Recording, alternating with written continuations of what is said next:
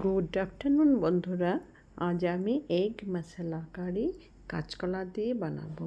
তোমরা দেখে নাও, সব কিছু ভালো করে দেওয়া আছে। এখানে কাঁচকলা দুটো, আলু দুটো। তারপর আমি কাঁচকলা আলু সেদ্ধ করে কাঁচকলাকে স্ম্যাশ করে নিব। ওখানে আমি অল্প লবণ, অল্প ময়দা আর ডিম দুটো দিয়ে দিব। সাথে আছে পেঁয়াজ একটা, অল্প রসুন আর অল্প আদা। রসুন দু কোয়া দিলেই হয়ে যাবে।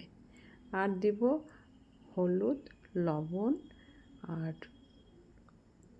লঙ্কার গুঁড়ো দিয়ে এই প্রিপারেশনটা তৈরি করব।